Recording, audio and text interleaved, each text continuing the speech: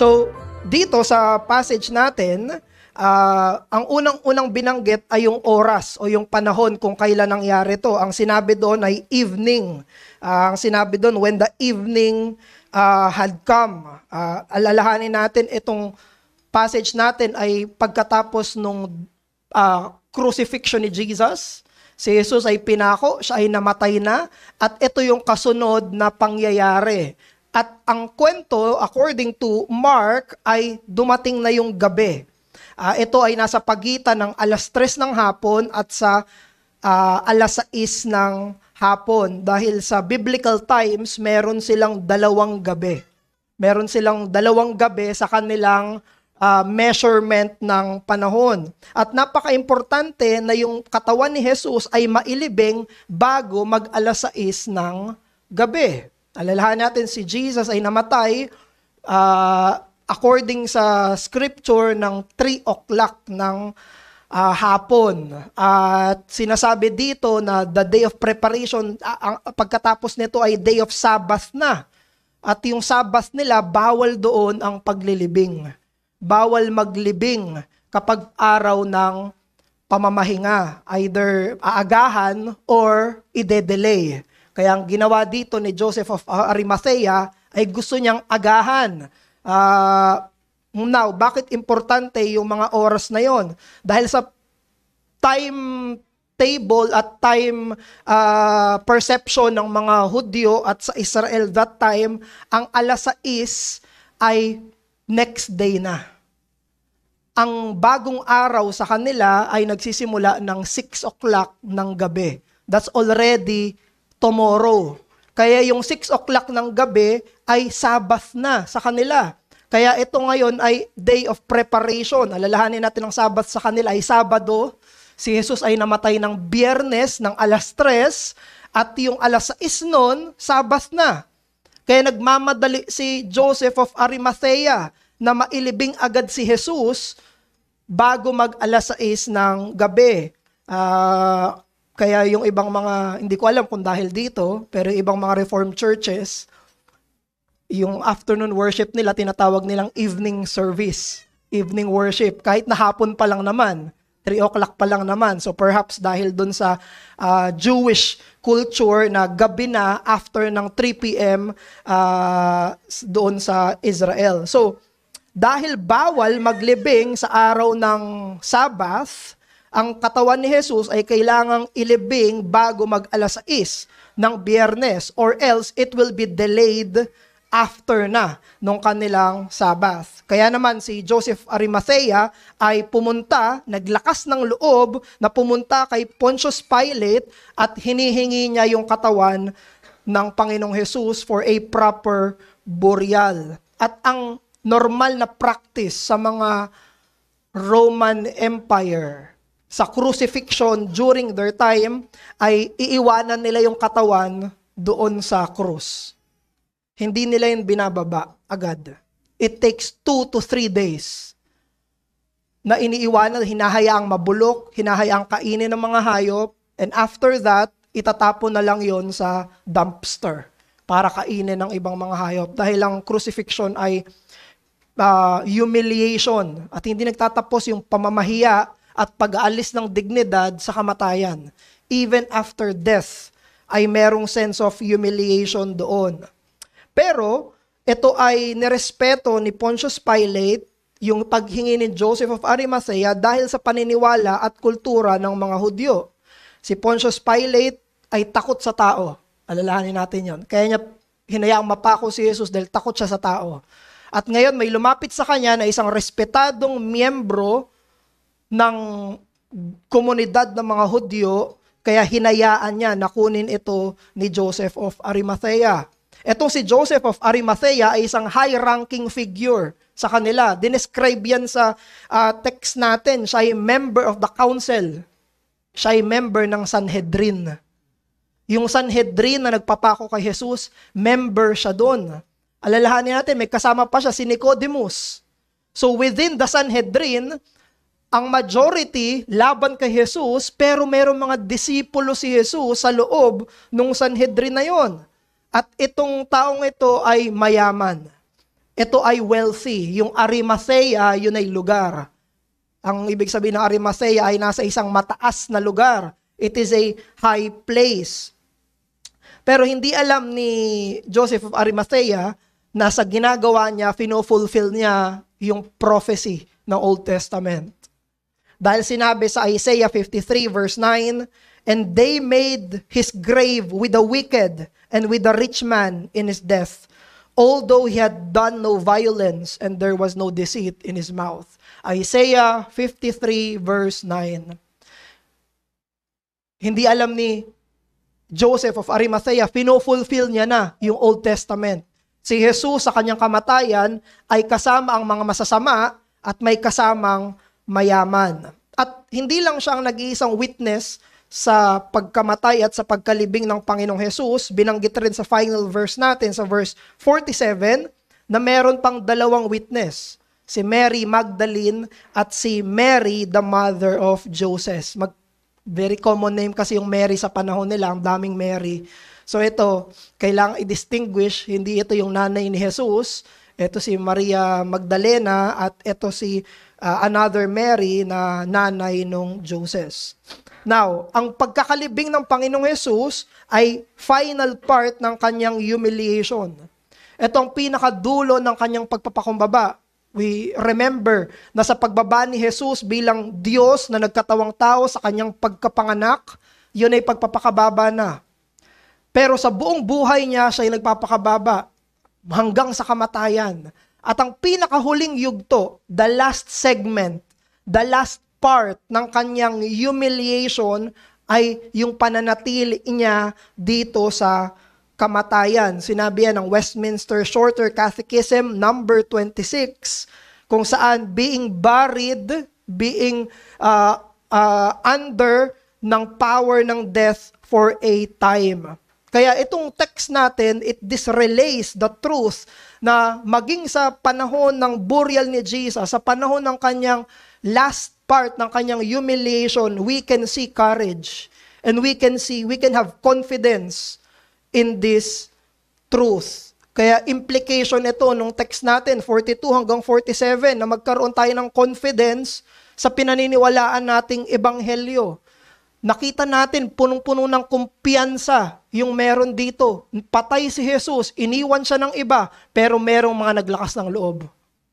Meron tayong nakikitang mga karakter, mga tao dito. Sa panahon na tahimik si Jesus, nakalibing siya. Kung sa panahon natin ngayon, siya ay nasa kabaong at siya ay ililibing na. Maging sa pinaka-depressing na part ng ministry ng Panginoong Jesus, we can see confidence and courage. Kaya ito yung mensahe natin ngayong umaga from this passage, na lakas ng loob at kumpiyansa sa ebanghelyo ang hinihikayat ng kwento ng paglilibing sa Panginoong Hesukristo. Gospel confidence is the exhortation of the burial narrative as the final segment of the Lord's humiliation. Nasaan nga ba si Jesus habang nakalibing siya? Nasaan nga ba si Jesus habang nakalibing siya? May dalawang sagot. Yung katawan niya ay nasa lupa.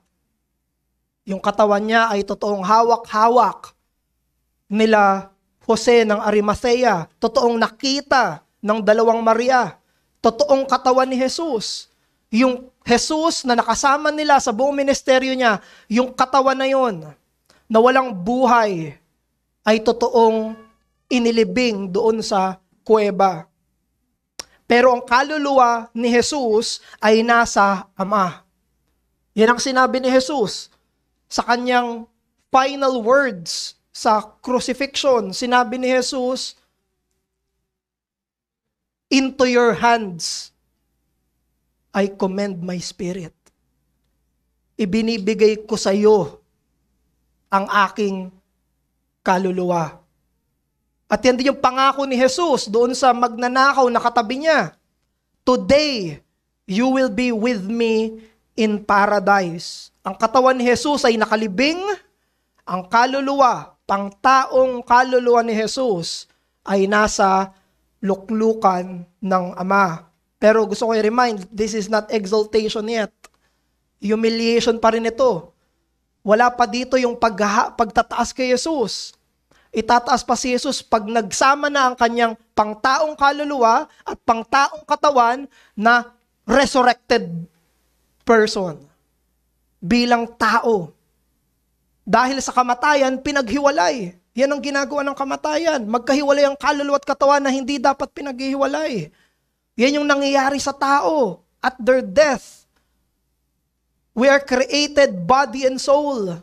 We are not created souls and just given bodies. No. We are created bodies and souls. Kaya sa pagkamatay ni Jesus, siya ay may pangtaong kaluluwa at meron siyang pangtaong katawan na pinaghiwalay ng kamatayan. Na dinanas niya yung totoong dinadanas sa kamatayan. But not yet glorified. Sa kanyang resurrection, siya ay ma-exalt. Because this is still part of His humiliation. Pagpapakababa. Pero bakit ba importante itong narrative? Bakit importante itong kwento na si Jesus ay totoong inilibing? Dahil itong nagbibigay sa atin ng pag-asa na kapag tayo o ang ibang Kristiyano ay ililibing na rin. Importante na parte ng ebanghelyo ang paglibing kay Jesus para tayo ay magkaroon ng pag-asa sa oras na ikaw naman ang ililibing.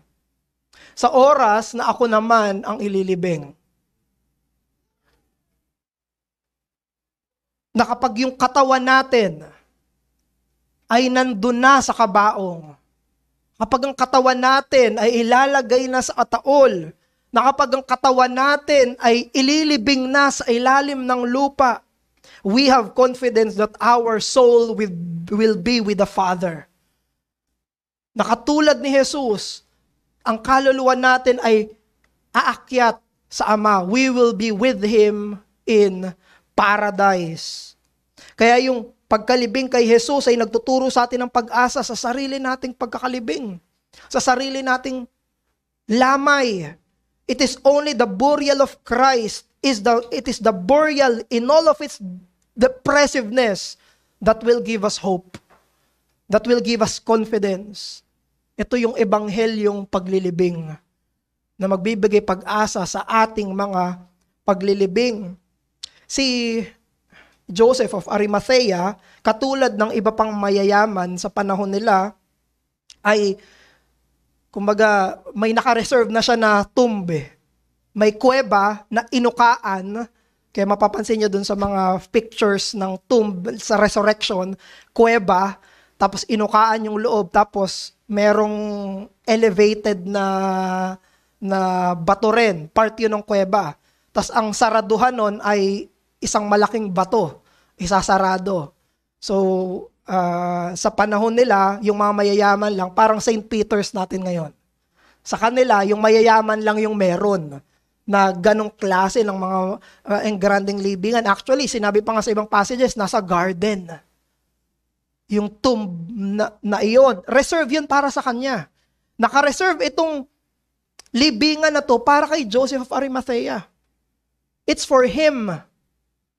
Pero nung namatay yung Panginoon niya, namatay yung sinusundan niya, namatay yung sikretong sinusundan niya, ibinigay niya yon para kay Hesukristo. I think that is a very apt na illustration na sinakripisyo ni Joseph of Arimathea yung kanyang libingan para kay Jesus. Si Jesus yung inilibing sa libingan niya. Si Jesus yung inilibing sa dapat ay siya yung inilibing doon.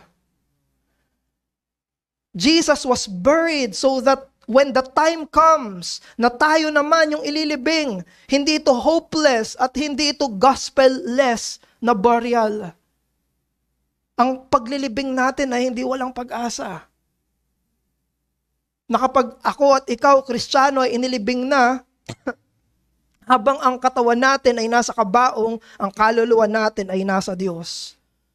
Ito ay ebanghelyong paglilibing.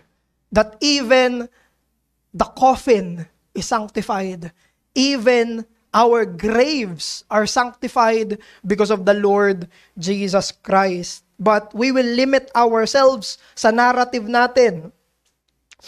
Bakit importante itong narrative ng gospel na ito sa kanyang burial? Anong klaseng confidence yung binibigay sa atin ito according sa passage natin?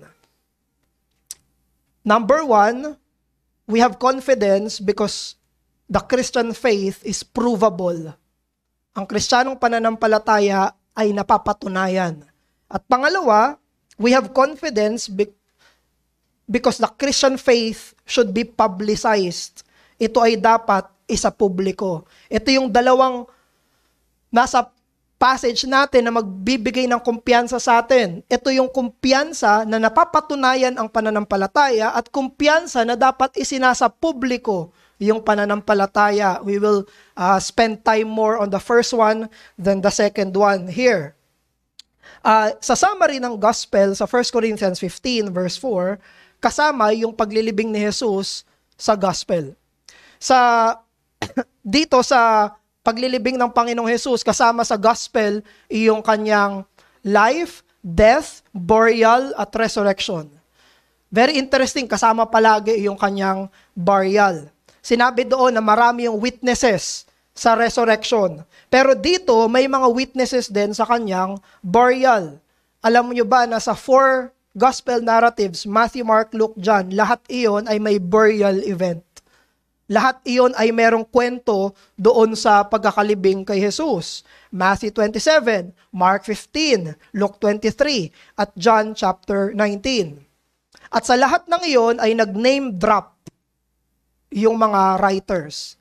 Dito sa Mark 15, nag-name drop siya. Sino-sino yung mga nakakita sa pagkalibing ni Jesus? Si Joseph of Arimathea, sa ibang narrative si Nicodemus, at dito si Mary Magdalene at si Mary, mother of Joseph. Bakit kailangan mag-name drop? Ba't di na lang isulat ni Mark na inilibing si Jesus, tapos resurrection agad? Bakit kailangan may mga pangalan? What's the purpose of names written? Lalo na sa burial account. Dahil ito ay isang documentation. Dahil ito ay tungkol sa mga witnesses. Dahil ito ay magpapatunay na totoong inilibing si Jesus. Yung paglilibing, ang katibayan na siya ay totoong namatay at siya rin ay totoong nabuhay mula sa patay. Itong gitnang pangyayaring ito ang nagpapatibay doon sa kamatayan ni Jesus at sa pagkabuhay na muli ni Jesus. The burial of Jesus was a historical proof that our Lord truly died and truly resurrected. Ang pagkakalibing kay Jesus ay isang makasaysayang pangyayari na nagpapatunay na siya ay namatay at muling nabuhay. Ang pinakadahilan kung bakit tayo naniniwala sa gospel, ang pinakadahilan kung bakit tayo naniniwala sa kamatayan, pagkalibing at pagkabuhay ni Jesus ay dahil sabi ng Bible. Yun ang pinaka-reason natin. Because the Bible said it. Pero alalahanin natin bilang mga Kristiyano na ang faith natin ay hindi imaginary. Ang faith natin ay hindi haka-haka. Ang faith natin ay hindi gawa-gawa. Ang faith natin ay hindi isang kwento na ginawa lang ng ilang mga tao na hindi nakatatak doon sa kasaysayan. Ang sinasabi ng Biblia ay mga totoong pangyayari. Ito ay mga totoong events. Ito ay totoong mga nangyari sa kasaysayan. Kaya ang kasaysayan at ang ebanghelyo ay hindi magkaaway. Ang doktrina ang nagpapaliwanag kung anong nangyari sa kasaysayan at ang kasaysayan na nagpapatunay na ang doktrina ay hindi imahinasyon. The Christian faith is not a myth. Ang pinaniniwalaan natin ay totoong mga nangyari. Kung ang kamatayan at ang resurreksyon ni Jesus ay totoo, therefore totoo ang mabuting balita. Therefore, totoo na si Jesus ang nagbibigay ng kapatawaran, nagbibigay ng buhay na walang hanggan, ng pakikipagkasundo sa Ama, na tayo'y inampun niya, na tayo ay papamanahan ng bagong langit at ng bagong lupa. If it is true. At ito ay isang strong apologetics kung bakit nilagay ito dito sa narrative natin. Yung katotohanan ng burial ni Jesus, this is preparatory para sagutin yung mga magkikriticize, yung mga mag-aakusa na sa legitimacy ng death at resurrection ni Jesus. Alam nyo ba na sa Matthew 27, 62 hanggang 66, na yung mga chief priests at Pharisees, lalapit sila kay Pilate para bigyan ng gwardya yung tomb ni Jesus. Dahil iniisip netong mga taong ito ng Sanhedrin, iniisip nila na nakawin nila yung katawan ni Jesus. Tapos i-claim nila na magre-resurrect si Jesus. Ito yung akusasyon nila. Yung mga nagpapatay kay Jesus, iniisip, planado na nila, later, kukunin nila yung katawan ni Jesus, tapos i-claim nila na nabuhay siyang muli. Kaya nagpadala yung mga Pharisees, saka yung mga chief priests, ng mga gwardya. Nabuhay na muli si Jesus. Ang ginawa naman itong mga taong to sa Matthew 28:11-15, they fabricated a lie. Ang ginawa nila, binayaran nila yung mga gwardya na nakakaalam ng totoong resurrection ni Jesus, at ang ginawa nila, ipagkalat nyo na si Jesus, yung katawan niya ay ninakaw lang. Kaya very important yung Mark 15:42-47. Dahil may witnesses. Merong totoong mga taong nakakita sa pagkakalibing ni Jesus, na ito ay hindi gawa-gawa lang, na ito ay hindi katang-isip lamang, na totoo siyang nilibing at nandun yung totoo niyang katawan, at meron ding later witnesses sa kanyang resurrection. That's why yung witnesses sa burial ni Jesus, it is a strong apologetics para sa kanila na tumatanggi na si Jesus ay hindi namatay. At si Jesus ay hindi totoong nabuhay. Dahil si Jesus ay totoong inilibing, totoo siyang namatay at totoo siyang nabuhay mula sa hukay. Our faith is a historical fact. Ito'y totoong nangyari sa kasaysayan. Kaya ang hamon sa atin ito ay magkaroon tayo ng kumpiyansa sa pinaniniwalaan nating ebanghelyo, na ito ay totoong makasaysayan, na mapagkakatiwalaan, na mapaninindigan nito sa lahat ng mga kritisismo at akusasyon at mga scrutiny. Have confidence that the gospel you believe is historically trustworthy, able to withstand the worst criticism and scrutiny. Sabi ni Apostle Peter, 2 Peter 1:16, "For we did not follow cleverly devised stories." Kaya tayo nandito ngayon ay hindi dahil sinusundan natin ay mga imbento lang ng tao. Hindi ang sinusundan natin at pinaniniwalaan natin ay matalinong katha ng mga tao. Brethren, our faith is confirmable, verifiable, and provable. Pag tinanong kita, bakit ka naniniwala na si Jesus ay namatay? Totoong namatay. Bakit ka naniniwala na si Jesus ay totoong nabuhay? Kung yan ay personal na tanong sa'yo, what will be your answer? Sana ang hindi sagot mo ay dahil sabi nila Sabi lang sa church namin Sana ang sagot mo ay hindi parang wala lang. Sana ang sagot mo ay merong dahilan. Dahil sabi ng Biblia, dahil sinabi ng kasulatan, it is proven and it is factually documented na merong mga totoong witness, may mga totoong nakakita Na mayroong mga totoong tao na may totoong pangalan na totoong nagsabi. Itong mga taong ito na sinulat ni Mark, perhaps sa mga sinusulatan niya, kilala nila ito. Kilala nila itong si Magdalene, si Mary mother of Joseph. At very important ito sa ating faith. Dahil alalahanin natin, merong mga magkikriticize sa pananampalatayang ito. At yung mga magkikriticize sa pananampalataya natin ay both outsiders at insiders.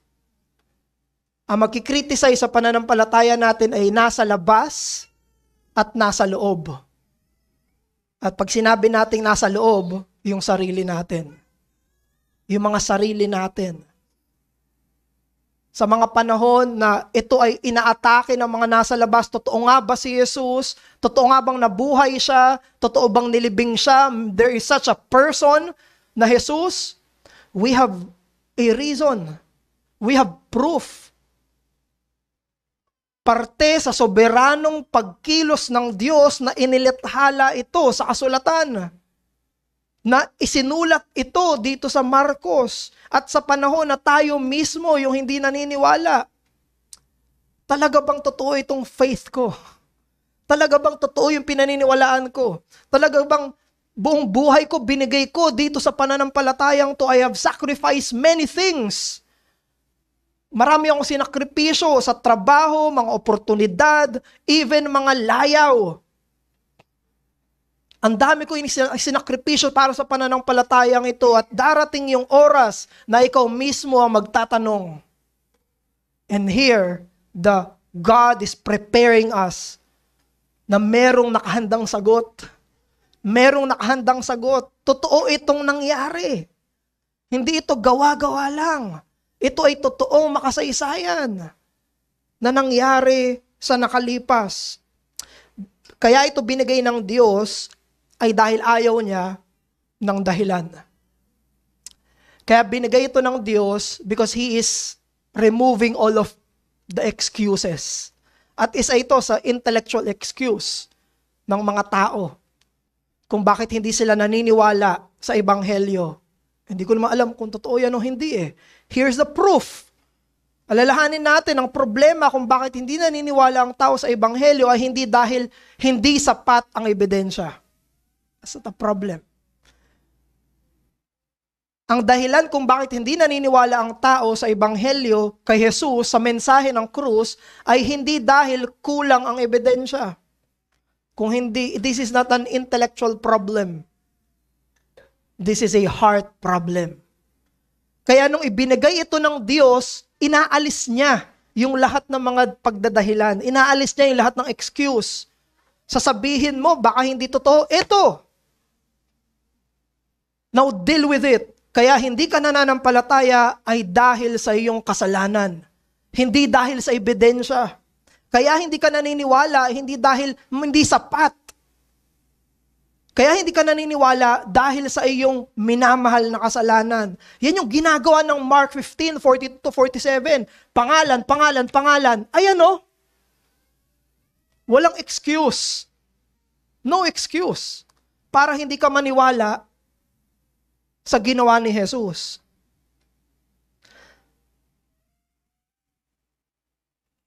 Si Lee Strobel, isa siyang award-winning legal editor ng Chicago Tribune. Etong si Lee Strobel ay very successful sa kanyang career. Kaya lang nagka-problema siya. Yung asawa niya naging Kristiyano bigla. Kasi ito isang atheist, si Lee Strobel. Okay na sana lahat, maganda career niya, maganda yung buhay niya. Kaya lang yung misis niya naging Kristiyano. At nag-decide si Lee Strobel to put his professional investigative skills sa kanyang personal life. Dahil itong misis niya, bigla na lang naging Kristiyano, biglang attend sa church, bigla na lang binigay yung buhay niya kay Jesus. Iniisip niya, either saliksikin ko to o maghiwalay kami, hindi pwede to. Ayoko ng ganyan. Ang ginawa ni Listrobel, yung journalistic skills niya, ginamit niya para imbestigahan itong faith ng asawa niya. Nag-research siya interview siya actually ng 13 na religious scholars para imbestigahan itong religious figure na si Jesucristo. And after all of his investigation, pagkatapos ng lahat ng kanyang mga research, he officially became a Christian. Siya mismo ay nakumbinsi noong 1981 na ang ebanghelyo ay totoo, na wala siyang excuse. Wala siyang dahilan. Isipin nyo, nag-research siya para pabulaanan yung Kristo sa asawa niya. Nag-research siya para kumbinsin yung asawa niya, tigilan mo yan. Hindi totoo yan. Anong Jesus? Bumalik ka sa dati. Okay na tayo nung wala kang religion Yun ang goal niya. Pero nangyari sa kanya, siya ang naging mananampalataya. Dahil ang lahat ng mga ebidensya ay nagtuturo kay Jesus. Walang mga katotohanan dito sa mundong ito na laban sa pananampalataya. Ito lahat ay nagtuturo sa pananampalataya. At ikaw, kung hindi ka pa Kristiyano, anong excuse mo kung bakit hindi ka pa Kristiyano? What is your excuse? Again, the problem is not the evidence. Kailangan nating aminin na may bias tayo laban sa Diyos. Ang bias natin palagi ay laban sa Diyos.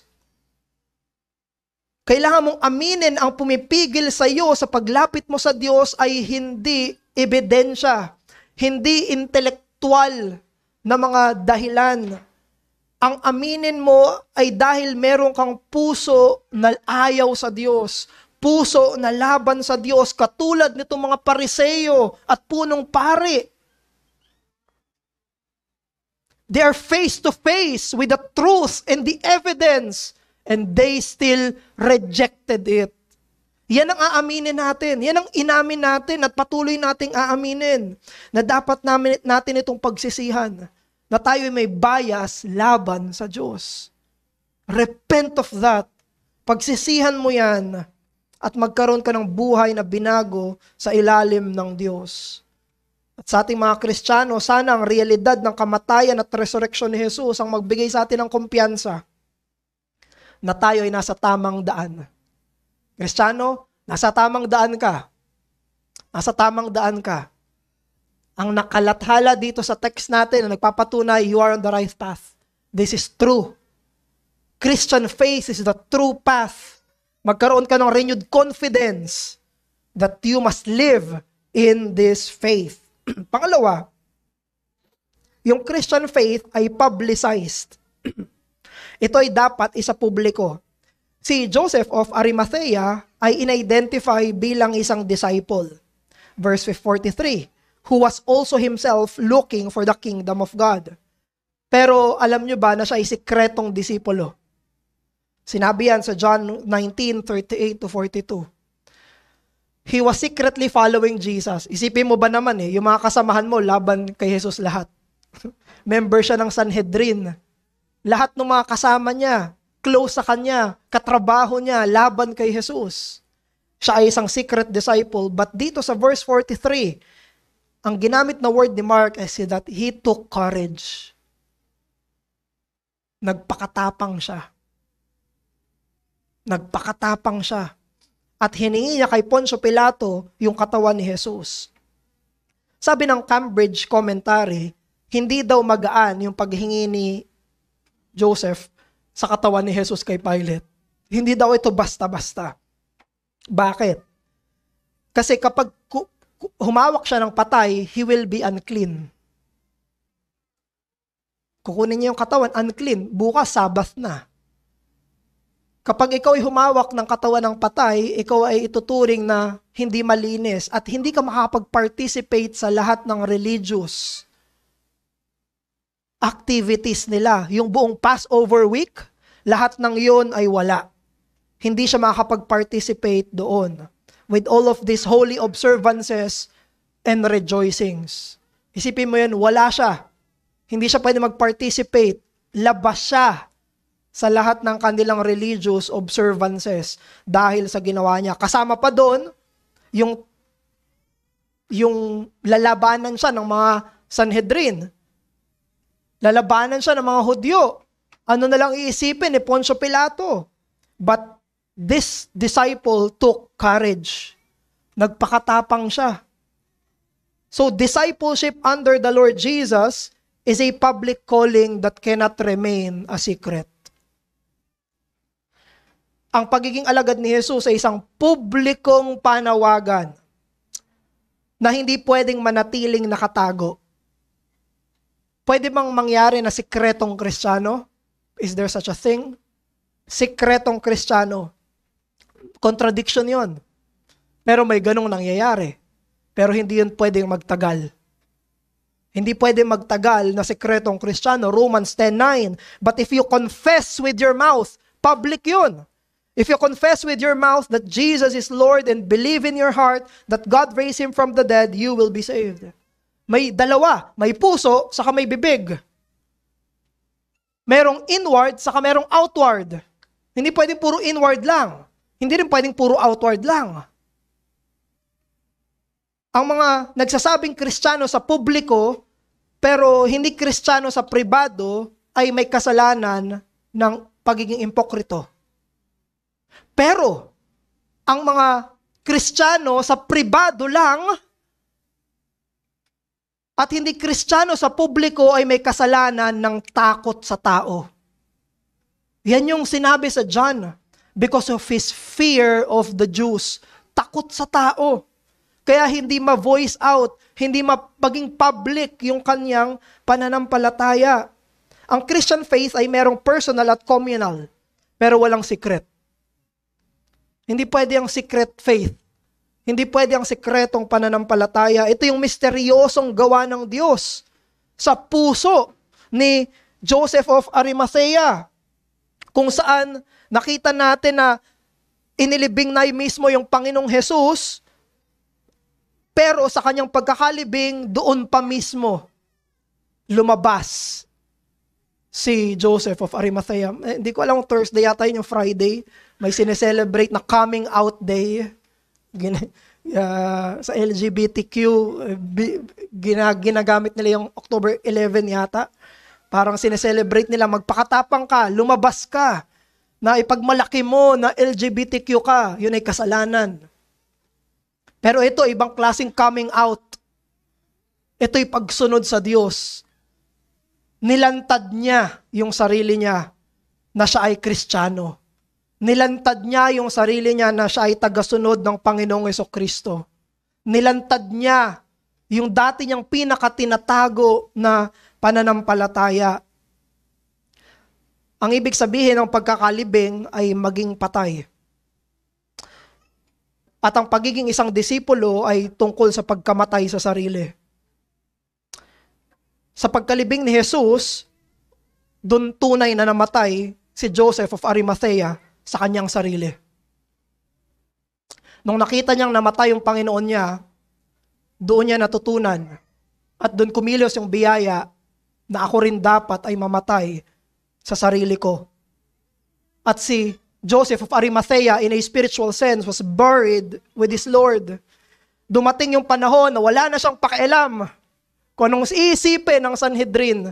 Dumating na yung panahon na wala na siyang pakialam sa sasabihin ng mga Hudyo. Dumating yung panahon kung saan patay na siya sa sarili niya, na ano naman, hindi na siya takot sa sasabihin ng tao. That was the true time kung saan siya ay namatay sa sarili. He was buried with the Lord Jesus Christ. Kristiyano, have the boldness to proclaim to the world that you are a Christian, a follower of Jesus Christ. Magkaroon ka ng katapangan, magkaroon ka ng kumpiyansa, magkaroon ka ng boldness na iproklama dito sa mundong ito na ikaw ay Kristiyano. na hindi pwedeng manatili na ikaw ay sikretong Kristiyano.